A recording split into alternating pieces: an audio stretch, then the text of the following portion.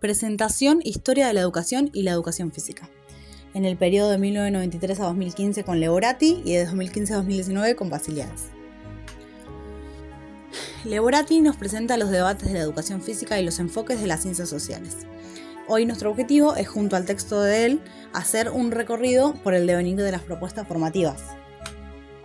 Para ello traemos esta línea de tiempo en donde recorremos desde 1912, que se crea el Instituto Nacional Superior de Educación Física, 1924, cuando se designa una comisión para la evaluación de las propuestas educativas de los INEF, 1938 se crea la Dirección General de Educación Física y en 1939 se crea el Instituto Nacional de Educación Física, General Manuel Belgrano. Aquí es cuando se designa a cargo a César Vázquez, que deroga la enseñanza del sistema educativo argentino de educación física y reformula el plan de estudio de los INEF mediante el decreto 27.829. Aquí, a raíz de la creación del INEF General Belgrano, surgieron críticas sobre las propuestas formativas de los INEF, las cualidades profesionales de los egresados y sobre también las concepciones disciplinares y prácticas corporales transmitidas en las formaciones. Y para finalizar con esta línea de tiempo, iniciando la década de los 60, se crearon los primeros INEF en el interior del país. En la expansión en 1953, mediante el segundo plan quinquenal, se inscribe la formación en las universidades nacionales. Por ejemplo, en el Instituto Escuela de Educación Física dentro de la Universidad Nacional de Tucumán se da más una tradición provida y en la Universidad Nacional de La Plata una tradición más humanista. Y retomando con la creación de los INEF en las provincias, en la década de los 60, por ejemplo en Santa Fe, hacia fines de 1959, por el decreto 16.864 se crea el Instituto Nacional de Educación Física de Santa Fe, que comenzó a funcionar en el 1960. Y en Mendoza, a mediados de 1960, por el decreto 7.189, se creó el INEF en la provincia de Mendoza, que hasta el momento la situación de la formación de los profesores de educación física, 50 años después de la apertura del primer Instituto Nacional, es que recién ahí se encuentra con 7 propuestas terciarias de formación docente, siendo en su totalidad de carácter público, junto a la provincia de Córdoba en 1946, con su oferta también formativa de carácter provincial. Y aquí es importante que la creación de los 2 primeros INEF del interior del país surge debido a la necesidad de aumentar el número de egresados y porque dicha demanda no podía satisfacer al INEF de General Belgrano y la sección de mujeres. Acá presentamos la eclosión en 1969, que mediante la Ley Orgánica de Educación se dio una expansión de propuestas formativas en las provincias, siendo de carácter no universitaria y universitaria privada y en menor medida en universidades nacionales. Pero en realidad esta normativa buscaba la descentralización de su administración y el financiamiento hacia las provincias. Entre las provincias que implementaron los profesorados de educación física en su oferta educativa, encontramos en 1968 a Río Negro, en 1970 Corrientes, en 1971 Buenos Aires, en 1979 Jujuy, Formosa y Chaco en 1980 y 81, en 1985 La Rioja, en 1977 Misiones y en 1990 La Pampa. Y para hablar de la última ola de aperturas de los INEF, en la década del 80, en 1982 se abrieron las provincias de Catamarca, San Juan, Entre Ríos y Chubut en 1983. Y en 1985 se crearon los institutos de Avellaneda en la provincia de Buenos Aires y el de Parque Chacabuco en la capital federal. La apertura democrática de 1984 propició el aumento de la matrícula de los institutos de la capital y de San Fernando, lo que causó esta apertura de las instituciones. Y acá tenemos que hablar de transferencias a las provincias, porque en 1994, mediante la ley 24.049, los servicios educativos son administrados por el Ministerio de Cultura y Educación, gracias a que se transfirieron a las provincias y a la Municipalidad de la Ciudad de Buenos Aires. Los institutos nacionales fueron incorporados a institutos provinciales o universidades nacionales, como en el caso del INEF General Belgrano de San Fernando. Y esto implica cambios administrativos y en las propuestas formativas también hallándose solamente 4 tipos de instituciones formadoras: las universidades nacionales, las universidades privadas, los institutos superiores de formación docente y las instituciones superiores no universitarias y privadas. Por otra parte, este texto nos habla sobre las concepciones sobre la educación física en los debates curriculares realizados en el periodo de 1993 a 2015. Y por ello traemos a la mesa que durante el periodo de 1993 a 2015 se implementaron 2 reformas educativas, lo cual provocó bastantes cambios en la organización del sistema educativo y en la materia curricular. Entre ellas, la Ley Federal de Educación número 24.195 en el año 1993, en donde finalizó el proceso de transferencia de los establecimientos de formación docente de carácter nacional a las diferentes jurisdicciones o las universidades. Y después la Ley Federal de Educación número 26.206 en el 2006. A partir de este año se promovieron cambios en la organización de la formación docente a partir de la creación del Instituto Nacional de Formación Docente. Volvemos a 1997 para hablar de que a partir de este año se conocen los contenidos básicos comunes, en donde se acuerda la educación física como una disciplina, la educación física como un campo disciplinar, y los contenidos o configuraciones en movimiento se detallan en concepciones sobre el cuerpo y prácticas corporales, asignando también juegos motores, gimnasia, deportes, la vida en la naturaleza y la natación. Y otro ítem que tenemos pendiente es la educación física vinculada al ámbito social. Aquí es donde el cuerpo y el movimiento se entienden como una educación corporal o educación por el movimiento, comprometida con la construcción y conquista de la disponibilidad corporal. Es la síntesis de la disposición personal para la acción y la interacción con el medio natural social. Esta es una cita que está puesta en la imagen. Y por otra parte, la propuesta de los CBC sobre la concepción del cuerpo, que hace foco en el carácter educable y educativo del cuerpo y del movimiento.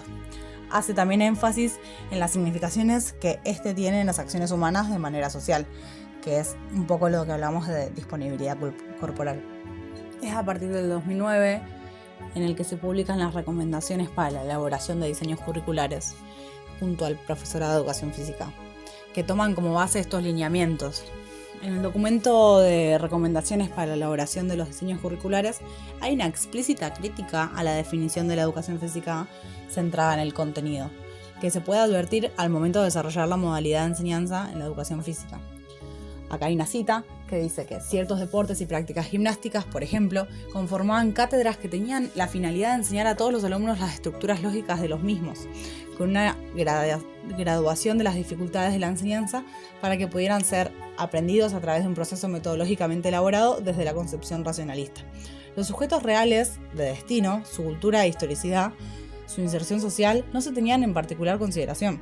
La centralidad en el sujeto de aprendizaje implica otra posición pedagógica. El rol del docente del área es utilizar los contenidos necesarios para la adecuada formación corporal y motriz de cada sujeto, tal como se explicita en la Ley Nacional de Educación, como un aspecto de la educación integral. Aquí se puede ver el énfasis que se hace en no desarrollar la educación física solo en el contenido. Y aquí hacemos un pasaje al siguiente texto. Alejandro Basiliades nos habla sobre las políticas docentes y las reformas docentes durante la presidencia de Mauricio Macri del 2015 al 2019. Vemos una clara diferenciación entre los gobiernos de Néstor y Cristina Kirchner y el gobierno de Mauricio Macri. Durante la etapa de 2003 a 2015, las políticas docentes giran en torno a la inclusión e igualdad educativa, desarrollando dos significantes que organizaron las principales políticas impulsadas en el ámbito de escolarización.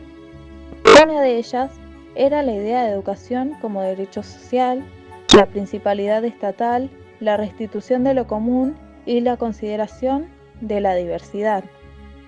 Y la segunda, que impulsó los modos de articular las nociones de igualdad y la inclusión educativa a la idea de centralidad de la enseñanza, el trabajo con situaciones de desigualdad educativa y de vulnerabilidad social. A partir del cambio del gobierno en diciembre de 2015, sucedieron varios movimientos en la construcción del discurso pedagógico oficial que expresaron una fuerte reversión de las articulaciones anteriores. Estas reformaciones se dirigieron a la impugnación del valor de la escuela pública y al desarme del vínculo que había sido trazado entre inclusión y calidad. El ministro de Educación y Deportes de la Nación dijo lo siguiente: el sistema educativo argentino no sirve más. Está diseñado para hacer chorizos, una máquina de hacer chorizos, todos iguales, porque así se diseñó el sistema educativo.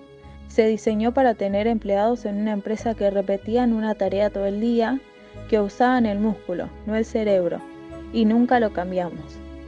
Acá, en el desayuno, habían huevos revueltos y había panceta. En ese desayuno la gallina se comprometió, puso huevos. Pero el que verdaderamente se comprometió fue el cerdo, ¿no? Nosotros queremos el compromiso del cerdo en la educación. Con estas palabras, el ministro habla de una presunta inutilidad de parte del sistema educativo, con argumentaciones de una supuesta baja de calidad de los procesos de escolarización, atribuidas a las dinámicas incluyentes de las políticas desarrolladas en anteriores gobiernos. Luego, siguiendo con el Power, vemos una comparación sobre cómo era el trabajo de enseñar durante ambos periodos. Del 2003 al 2015 se reintrodujo la pedagogía en las políticas públicas en el área de educación. Impulsaron prioridades y definiciones político-educativas en torno a la cuestión de igualdad educativa como problema central y produjeron discursos sobre la formación y el trabajo docente en las que incluyeron ámbitos gubernamentales y de política pública, universidades nacionales, sindicatos, movimientos sociales y docentes. Del 2015 al 2019 hicieron un desplazamiento del cambio de pedagogía en el diseño y definición de políticas públicas para la formación y el trabajo docente. Plantearon los problemas de educación como temas a resolver individualmente, como un discurso emprendedor e hicieron una nueva reforma llamada Secundaria de Futuro. Esta planteaba formar a un ciudadano talentoso, creativo, crítico, emprendedor, alfabetizado digitalmente, cooperativo, adaptable, y el docente se veía como alguien que guiaba y facilitaba estas tareas. La reestructuración de la agenda de formación docente durante el periodo del gobierno de Mauricio Macri decía lo siguiente: prepararse como docente es hacerse una serie de técnicas mundiales y validadas por la neurociencia, como sinónimo de discurso científico, negando el carácter político y pedagógico de la manera de enseñar. Establecieron nuevas coordenadas para la construcción de una posición docente al desarticularse de la idea de enseñanza y vincularla con rasgos tecnocríticos.